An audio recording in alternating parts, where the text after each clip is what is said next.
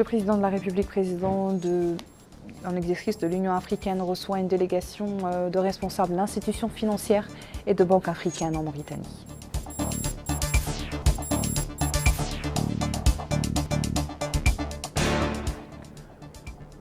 Le département de l'éducation organise un atelier à Nouakchott pour discuter des méthodes et mécanismes du parrainage scolaire en Mauritanie.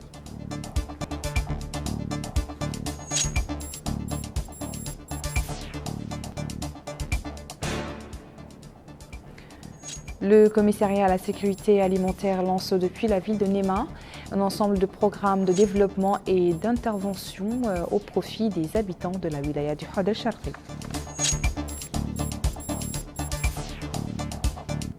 Bonsoir, merci de vous joindre à nous pour ce journal. La présidence de la République a rendu public aujourd'hui le communiqué suivant.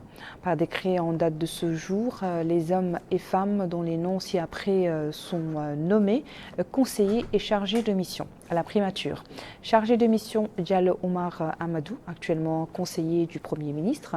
Mouta El Haj, actuellement conseillère du Premier ministre. Aboubakar Mohamed Lomrabot. Sidi El Mokhtar de Chag, conseiller. Rabia Hamoud Abdel Wadoud, fonction publique et modernisation de l'administration. Batimetou Ndjayan, droit de l'homme. Eli Salem Menah, sécurité alimentaire. Mohamed Abba Jilani, commerce et industrie. Ahmed Salem Ahmedna, énergie. Badjadji Bokar, éducation nationale, enseignement supérieur et recherche scientifique. Mohamed Brahim El Khori, santé. Le président de la République, président de l'Union africaine, Mohamed Cheikh El Ghazouani, a rencontré hier soir au palais présidentiel à Nouakchott une délégation de responsables d'institutions financières et de banques africaines. L'entretien a porté sur les relations de coopération entre la Mauritanie et ses institutions, ainsi que sur les mesures prises par le président pour rehausser le niveau de ces institutions afin qu'ils puissent jouer pleinement leur rôle. La réunion s'est déroulée en présence de Mokhtar Djaï, ministre chargé du cabinet du président de la République. À l'issue de l'entretien, le porte-parole des institutions et banques africaines, Dr Bénédicte Orama, président d'Afrisim Bank et d'AMFI, Alliance des institutions financières multilatérales africaines, a souligné que l'objet de cette visite était de féliciter d'abord le président de la République pour sa fonction de président en exercice de l'Union africaine, en exprimant le soutien des institutions et banques africaines pour ses efforts en faveur du développement de la Mauritanie et de l'Afrique en général. Le porte-parole des institutions et des banques africaines a annoncé leur accord pour mobiliser un montant de 2 milliards de dollars pour soutenir la formation professionnelle, notamment celle des femmes et des jeunes, remerciant le président pour son soutien aux institutions financières africaines et en particulier à cette alliance dont il a soutenu le lancement en marge du dernier sommet africain à Addis Abeba. Il a également assuré le président de leur soutien aux efforts entrepris par l'Union africaine pour créer une indépendance financière durable. Le porte-parole de la délégation a indiqué qu'ils ont discuté de la question du climat, qui est une priorité pour le continent africain, soulignant que le président a insisté sur la nécessité de faire entendre la voix du continent lors des sommets sur le climat, y compris la prochaine COP. Selon le porte-parole des institutions et banques africaines, les institutions financières africaines collaborent avec l'organisation panafricaine pour activer l'accord de libre-échange intra-africain afin d'atteindre les objectifs de l'agenda 2063. Et puis ces audiences du président de l'Assemblée nationale. Mohamed Bamba Maguette a reçu aujourd'hui à Nouakchott l'ambassadeur tunisien accrédité en Mauritanie, Sabri Chabani. L'entretien a porté sur les relations de coopération existantes entre les deux pays, en particulier dans le domaine parlementaire, à travers l'activation d'équipes parlementaires entre les deux pays. L'entretien s'est déroulé en présence du conseiller de l'ambassadeur de Tunisie en Mauritanie. Autre audience du président de l'Assemblée nationale, Mohamed Bamba Maguette, celle avec l'ambassadeur du Sénégal en Mauritanie, Biram Banying Ndiaye. L'entretien a porté sur les relations de coopération sur tous les plans et d'activer le rôle des équipes parlementaires à la lumière du partenariat existant entre les deux pays dans le domaine de l'exploitation des ressources minières communes. La rencontre s'est déroulée en présence du président de l'équipe parlementaire d'amitié mauritano-sénégalaise à l'Assemblée nationale, le député Mohamed El Khames Sidi Abdallah, et d'un conseiller de l'ambassade du Sénégal à Nouakchott. Restons avec le président de l'Assemblée nationale, Bamba Maguette, qui s'est entretenu aujourd'hui également à son bureau avec Mohamed Diabassi, ambassadeur du Mali, accrédité en Mauritanie. Au cours de l'entretien, les deux parties ont exprimé leur volonté d'appuyer les efforts des dirigeants des deux pays visant à développer les relations bilatérales et à consolider la paix et la quiétude dans la zone frontière mauritano-malienne. L'entretien s'est déroulé en présence du député Bala Touré, président du groupe de l'amitié parlementaire mauritano-malienne à l'Assemblée nationale, et de deux conseillers de l'ambassade du Mali en Mauritanie. La capitale Nouakchott a accueilli un atelier de réflexion sur la continuité du parrainage scolaire dans le cadre du projet Notre Avenir. Cet atelier vise à discuter et d'échanger des expériences et des opinions sur les moyens d'étendre et de pérenniser le financement de l'alimentation scolaire dans notre pays. Mohamed Khattab nous en dit plus.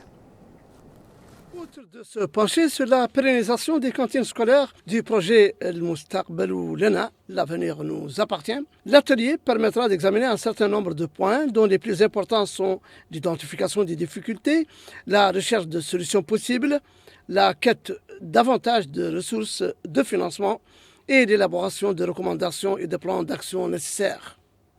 L'occasion pour le ministre de l'Éducation nationale et de la réforme du système éducatif, M. Mokhtar Ould-Dahi, qui a supervisé le lancement de cet atelier, de rappeler que le processus historique de l'alimentation scolaire dans notre pays, marqué par plusieurs étapes, telles celles dont tous les Mauritaniens se souviennent avec fierté, dit-il, à savoir la période des internats scolaires, qui a assuré le logement, l'alimentation, les bourses et contribué à former des générations imprégnées des valeurs de la République, à la cohésion nationale ainsi qu'à éliminer au maximum les disparités.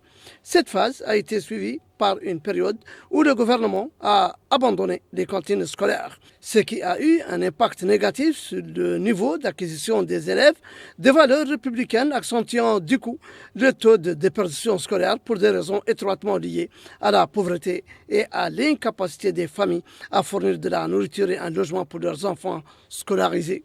Cette situation, poursuit le ministre, a conduit à une augmentation des indicateurs d'abandon scolaire et à une diminution du niveau de réussite, en particulier dans les milieux aux revenus les plus faibles et les plus défavorisés en matière d'éducation. Précisant qu'en 2016 a été élaboré un document de politique de nutrition scolaire avant qu'il ne devienne un programme national de nutrition scolaire qui a connu une importante évolution ces 5 dernières années sous l'impulsion du président de la République, M. Mohamed Ould Cheikh El Ghazouani, le nombre de bénéficiaires passant de 63 000 élèves à 342 000 élèves, soit une augmentation de 400%. Lui succédant, Mme Cynthia Kirsch, ambassadrice des États-Unis d'Amérique accréditée en Mauritanie, a déclaré que ce projet, qui lui tient à cœur, a débuté en 2019 et s'étend sur 5 ans, visant à améliorer la qualité de la santé, l'enseignement, l'assiduité des élèves, l'amélioration des infrastructures scolaires, l'accès à l'eau potable et à l'assainissement, ainsi qu'à renforcer les capacités des responsables et des parties prenantes du ministère de l'Éducation. De son côté, le directeur de Counterparts International en Mauritanie a souligné. Depuis le début du projet, nous avons organisé 2 ateliers. Le premier en janvier 2021 pour partager le plan de durabilité du projet avec les participants et identifier les difficultés et les limites, ainsi que les alternatives possibles pour une cantine durable en Mauritanie. Le second a eu lieu en 2023. Pour examiner les progrès et rappeler les objectifs assignés à chaque partie prenante. Aujourd'hui, nous irons, je l'espère, plus loin pour évaluer les progrès du plan de durabilité depuis le début du projet en 2019 Plus spécifiquement, ensemble, nous allons examiner les réalisations majeures du plan de durabilité dans les régions. Nous allons identifier les difficultés, les contraintes et les solutions possibles pour atteindre l'objectif de durabilité du projet. Les participants à cet atelier, qui dure une journée, ont suivi une projection d'un documentaire sur le projet El Mustaqbalou Lana dans le Brakna et le Gorgol. Des membres du gouvernement ont commenté hier soir les résultats du Conseil des ministres qui s'est déroulé plus tôt dans la matinée. Il s'agit des ministres du pétrole et de l'énergie et des mines, porte-parole du gouvernement Anani Choura, de l'économie et du développement durable Abdeslam Mohamed Salah et la secrétaire générale du gouvernement Aïssata Bayaya. Bokar Bailaba nous en dit plus. Intervenant en premier, le ministre de l'économie et du développement durable, Abdeslam Mohamed Salah, a souligné que le projet de loi portant approbation d'un accord de crédit signé entre la Mauritanie et l'Association internationale de développement est destiné à financer la deuxième phase du projet élargi d'appui au système de santé INEA. En d'autres termes, le projet vise à renforcer le système national de santé en améliorant l'accès aux services. Plus précisément, ce qui concerne la santé de la mère et de l'enfant, la santé de la reproduction et la lutte contre la malnutrition. Il a précisé que le projet compte aussi contribuer à la résorption du gap entre les wilayas en matière de ressources humaines, mais aussi de richesse du plateau technique. Par ailleurs, le ministre de l'économie et du développement durable a annoncé qu'un comité ministériel présidé par le Premier ministre sera désormais chargé d'étudier tous les dossiers de convention d'établissement faits par des entreprises désireuses d'investir en Mauritanie. De son côté, la ministre secrétaire générale du gouvernement, Mme Aïssata Bayahia, a développé les grandes lignes du projet de décret portant réorganisation du dispositif en charge de lutte contre la prolifération du VIH-Sida. Vous savez que ces dernières années, notre pays a déployé d'énormes efforts qui ont permis de réduire la prévalence du sida, du VIH-Sida dans notre population générale de 50% de 2013 à 2023. Le plan stratégique national 2022-2026 permettra d'accentuer la mise en œuvre de ce plan et mettra l'accent sur les populations clés qui sont un groupe de risques spécifiques. En fait, n'est qu'un amendement qui n'a pas beaucoup évolué, enfin, il n'y a pas beaucoup de changements par rapport au texte de 2016.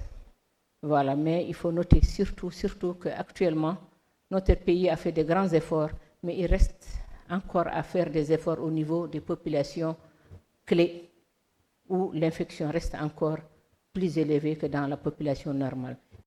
Interrogé sur la situation à la frontière mauritano-malienne, le ministre du pétrole, de l'énergie et des mines, porte-parole du gouvernement, Nani Choura, a déclaré que des mesures ont été prises au niveau ministériel par les deux pays ainsi que sur le terrain pour protéger les citoyens. Direction à présent Nema, capitale du Hotel Charri, où la commissaire à la sécurité alimentaire et le wali du Hotel Charri, Selmou Sidi, ont supervisé le lancement de distribution gratuite de denrées alimentaires pour plus de 20 000 ménages dans la wilaya et ont tenu une réunion élargie avec les hakams et maires des Mourata dans la ville de Nema. Mohamed Khattab pour le compte rendu. Dans le cadre de sa tournée au Hotel Charri, la commissaire à la sécurité alimentaire, Mme Fatimatou Mtkhatri, a supervisé dans la ville de Nema le lancement de distribution gratuite de denrées alimentaires pour plus de 20 000 ménages dans la wilaya. Il s'agit plus précisément de 1200 tonnes de produits alimentaires de base, notamment du riz, du sucre, de l'huile de cuisson et des dattes. Évoquant le sujet, la commissaire à la sécurité alimentaire a expliqué que les programmes lancés aujourd'hui font partie de l'ensemble des programmes sociaux mis en œuvre par le CSA au profit des citoyens à faible revenu sur l'ensemble du territoire national et dans la wilaya du Houd el-Sharqi en particulier, qui bénéficie d'une attention particulière de la part du président de la République, M. Mohamed Ould Cheikh Al-Qazouani. Ces programmes de distribution gratuite qui toucheront 20 000 ménages profiteront également à 1200 femmes enceintes et allaitantes en plus de projets de développement. C'est une opération qui se poursuit, dit-elle, dans les autres muqata'at, tout comme le programme dédié aux aliments de bétail déjà lancé dans les zones frontalières et qui s'étend dans les points ciblés définis par les autorités administratives. Au nom de la population, le maire de la commune de Nema a exprimé ses remerciements au commissariat à la sécurité alimentaire et sa gratitude au gouvernement et au président de la République pour les importants programmes sociaux mis en œuvre dans la commune de Nema et dans la wilaya du Houd el-Sharqi en général et qui ont eu un impact positif, significatif, a-t-il dit, sur les conditions de vie des citoyens.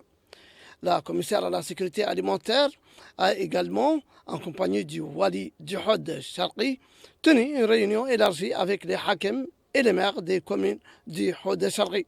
Elle a ainsi passé en revue l'ensemble des programmes sociaux mis en œuvre par le commissariat à la sécurité alimentaire, en particulier la composante banque de céréales du programme spécial visant à renforcer la résilience des population de la wilaya, ainsi que les autres programmes sociaux mis en œuvre par le commissariat. Elle a souligné que le président de la République accorde une attention particulière à la wilaya du Houd el-Sharqi pour des raisons objectives qui relèvent de sa position de région frontalière ayant nombre de défis à relever qui exigent de bénéficier d'une attention particulière et parce que les besoins de développement de la wilaya sont plus grands que ce qui y est déjà fait. C'est pourquoi le président de la République a donné ses instructions à tous les départements d'accorder une attention particulière à la wilaya du Houd el-Sharqi, d'où le programme spécial doté de 10 milliards d'ouguiya qui lui est consacré. Les interventions des différents participants à la réunion ont loué cette importance donnée par les pouvoirs publics à la wilaya et aux programmes sociaux mis en œuvre par le CSA, en particulier la composante banque de céréales du programme visant à renforcer la résilience de la population de la wilaya. Ouverture aujourd'hui ici à Nouakchott d'un atelier de lancement de 2 études sur le renforcement de la cohérence des politiques éducatives et du système de suivi et d'évaluation de la réforme du secteur de l'éducation, organisé par le Haut Conseil de l'éducation en partenariat avec le projet d'appui institutionnel à la réforme de l'éducation financé par l'Union européenne. Retour à Mohamed Ratat. Il s'agit du lancement de 2 études sur le renforcement de la cohérence des politiques éducatives et du système de suivi et d'évaluation de la réforme du secteur de l'éducation organisé par le Haut Conseil de l'éducation nationale en partenariat avec le projet d'appui institutionnel à la réforme de l'éducation financé par l'Union européenne. Ouvrant les travaux de l'atelier, M. Brahim Waloud Mohamed Amin, président du Haut Conseil d'éducation, a souligné que le Conseil œuvre depuis sa création à accompagner la mise en œuvre de la réforme et à préparer pour ce faire un plan d'action ambitieux pour renforcer ses capacités techniques et organisationnelles, élargir le cercle de partenariat, mobiliser les ressources et l'expertise, ainsi que pour renforcer sa présence sur le terrain et la concertation avec les acteurs du monde de l'éducation. Il a indiqué que cette approche ne manquera pas d'aider le Haut Conseil d'accomplir les missions qui lui sont confiées, de consolider les acquis réalisés dans le domaine de l'école républicaine et de contribuer au changement de mentalité et au renforcement de la réforme éducative poursuivie par l'État sous l'impulsion du président de la République, M. Mohamed Ould Cheikh Al-Qazouani, qui a instauré une nouvelle approche dans le processus éducatif du pays, exécuté par le gouvernement du Premier ministre, M. Mohamed Bilal Messoud. De son côté, le porte-parole de la coopération à la délégation européenne en Mauritanie, M. Rémi Enarès, a souligné. Pour rappel, le projet PER, financé par l'Union européenne pour un montant total de 6 millions d'euros, équivalent à 230 millions de MRU, a démarré en janvier 2023 et a une durée de 4 ans, soit jusqu'en fin 2026. Son objectif est de renforcer le système éducatif à travers de l'appui à la mise en œuvre de la politique nationale et une de ses composantes vise le renforcement de la gestion administrative et aussi d'accompagner la mise en œuvre de la réforme de la gestion publique. Dans notre soutien au Conseil de l'éducation, le PER appuiera des études pour le renforcement de la cohérence des politiques, de la stratégie nationale, de la législation, des programmes et des financements du secteur éducatif mauritanien. Les participants assisteront durant l'atelier à des présentations sur le Haut Conseil de l'éducation et présenteront 2 études de cas relatives à l'amélioration de l'harmonisation des politiques éducatives et au renforcement du suivi et de l'évaluation de la réforme du secteur de l'éducation. À Nouakchott, toujours, l'autorité de protection des données personnelles a organisé une journée de sensibilisation au profit des autorités judiciaires des 3 wilayas de Nouakchott.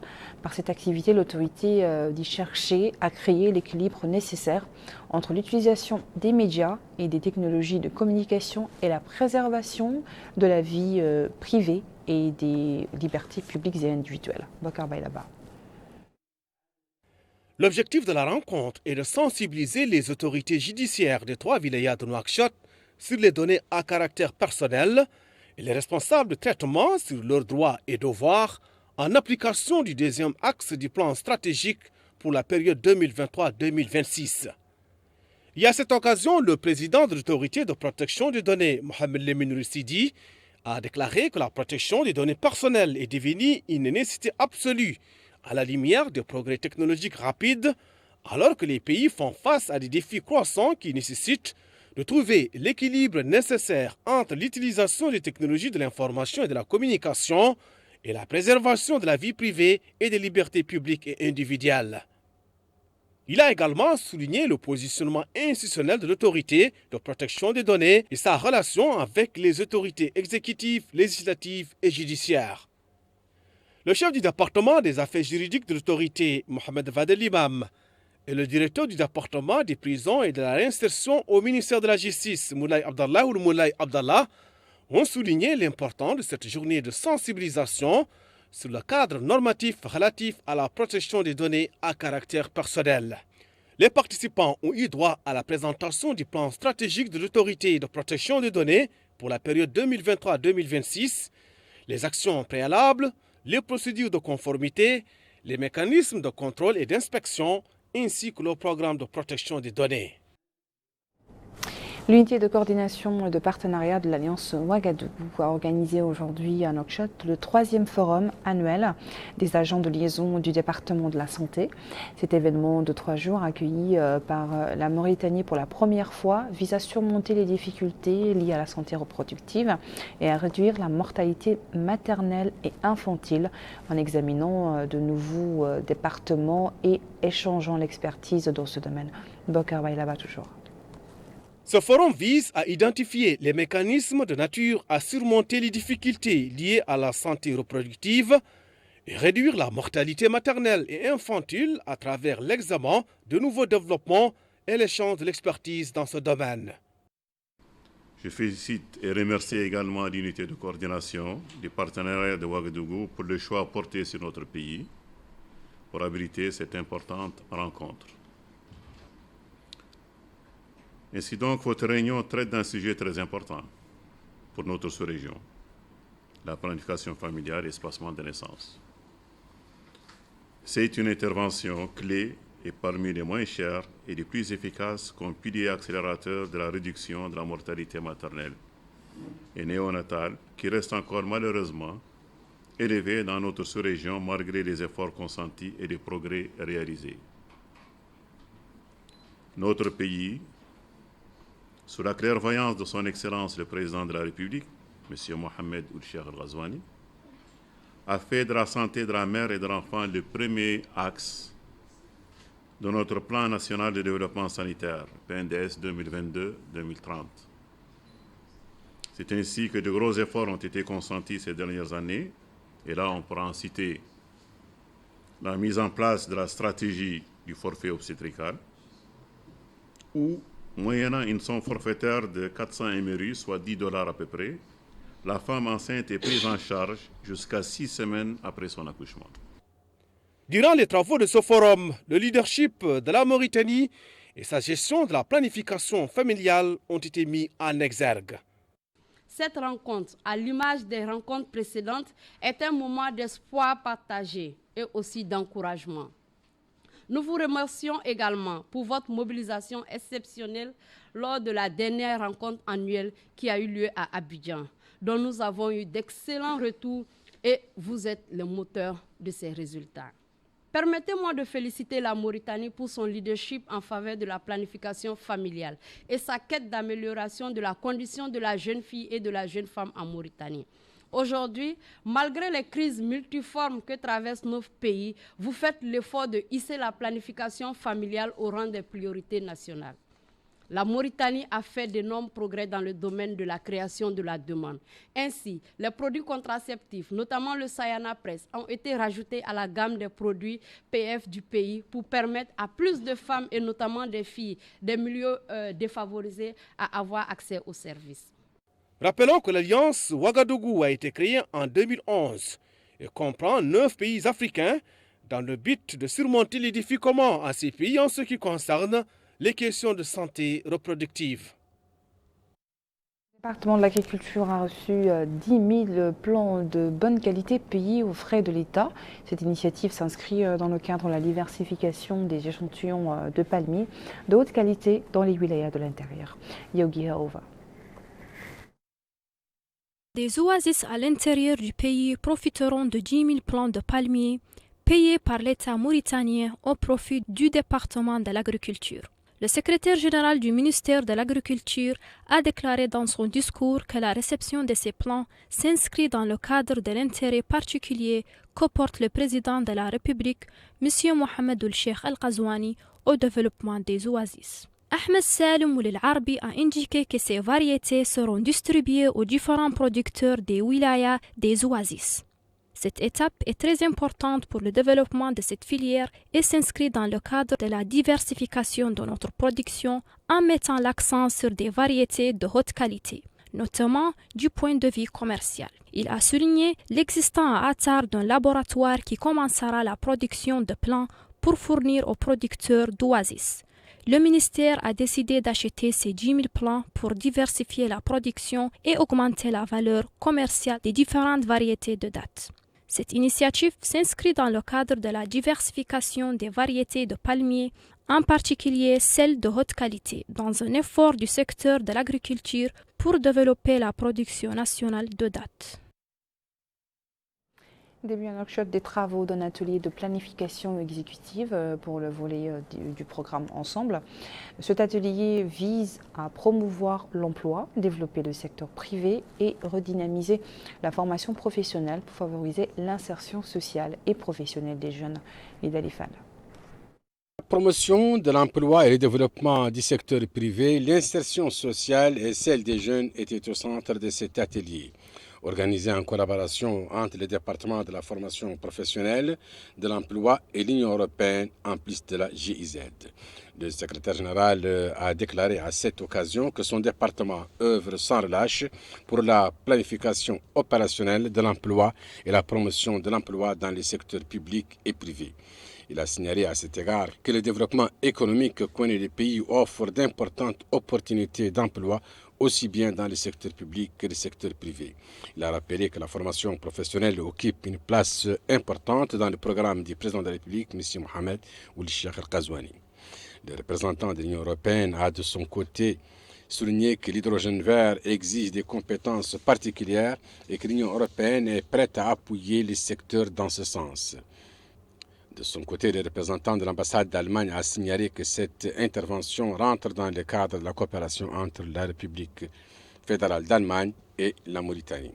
La directrice générale de la GIZ a rappelé que les énergies vertes exigent une bonne formation pour pouvoir accompagner le développement.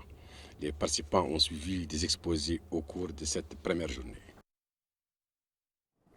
Le ministère de l'Environnement a organisé un atelier de formation pour les nouveaux coordinateurs responsables du programme Ozone dans les pays d'Afrique francophone. Une formation des cadres pour faire face aux exigences des changements climatiques qui affectent la couche d'ozone. Yogi Haova. Le ministère de l'Environnement organise un atelier de formation à l'intention des nouveaux coordinateurs responsables du programme Ozone dans les pays africains francophones. Cet atelier vise à établir une stratégie rigoureuse pour lutter contre la pollution environnementale et protéger la couche d'ozone, conformément à une politique environnementale proactive qui englobe le respect des engagements pris par la Mauritanie dans ce domaine.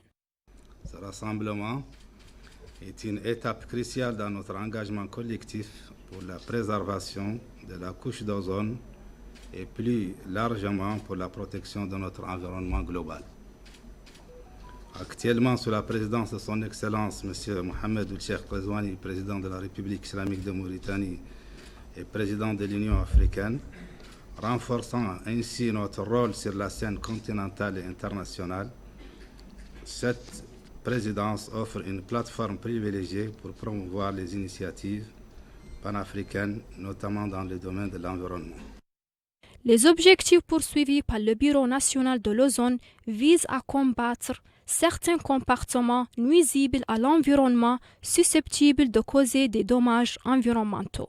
Cet atelier, qui est le premier atelier de son genre qui s'organise au niveau de la Mauritanie et même au niveau du programme de l'Ozone Action. Donc c'est le premier atelier pour le nouveau coordonnateur destiné vraiment à mieux cerner les enjeux qui sont liés à la protection de la couche d'ozone, des enjeux de l'organisation et de la gestion des bureaux nationaux francophones.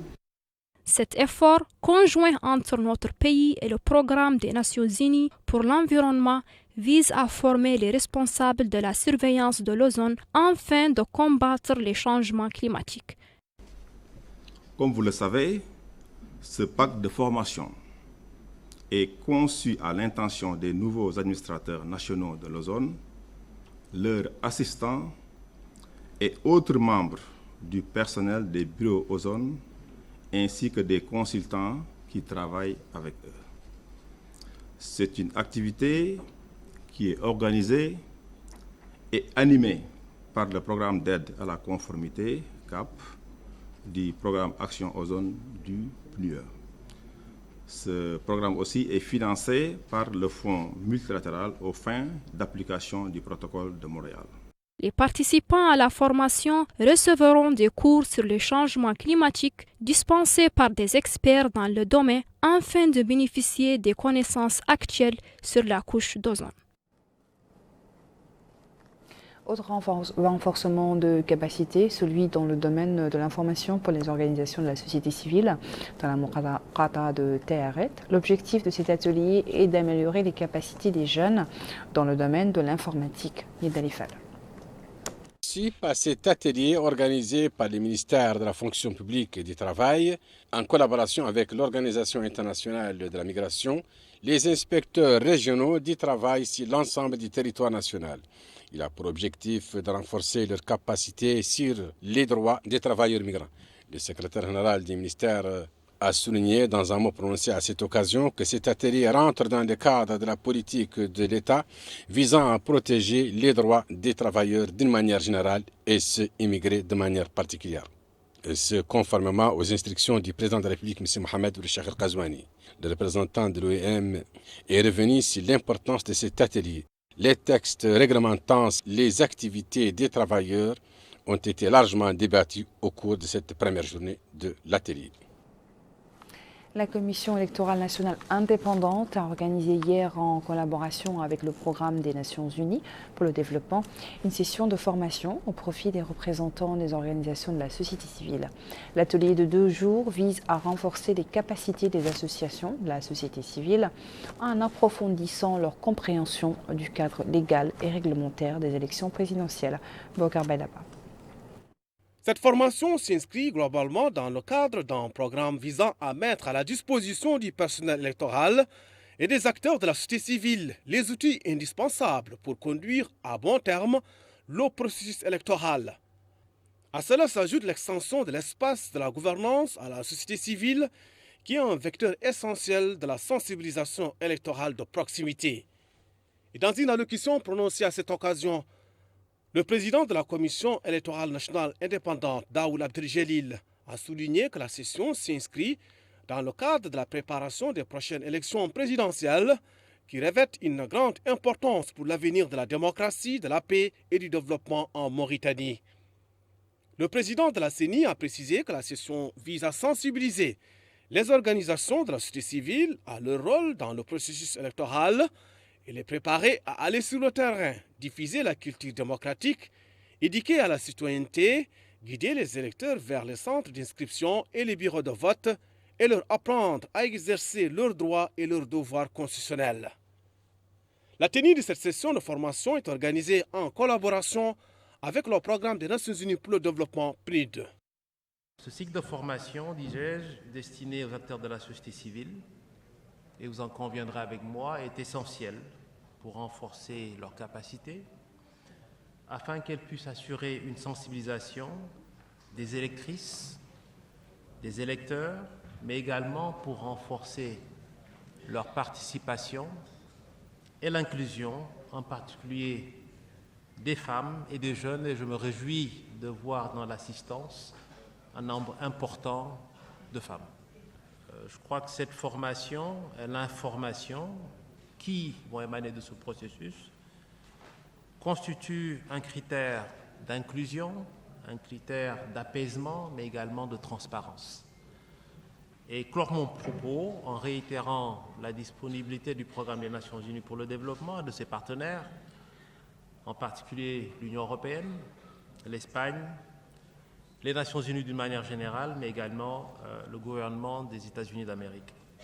Accompagner ces initiatives républicaines avant les élections, pendant les élections, mais également après les élections, puisque nous sommes dans une logique de cycle électoral.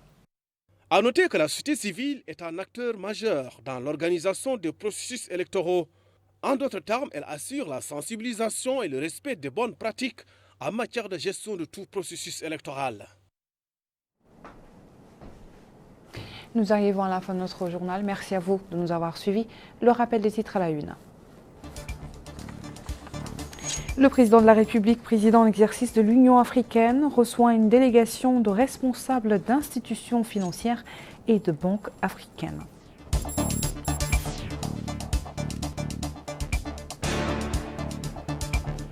Le département de l'éducation organise un atelier à Nouakchott pour discuter des méthodes et mécanismes du parrainage scolaire en Mauritanie.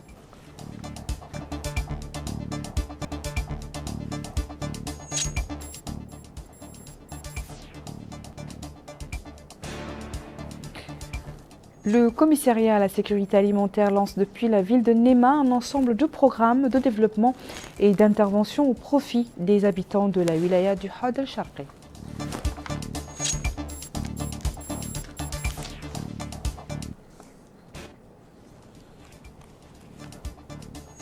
Merci de nous avoir suivis. Très bonne suite de programme sur El Mauritania.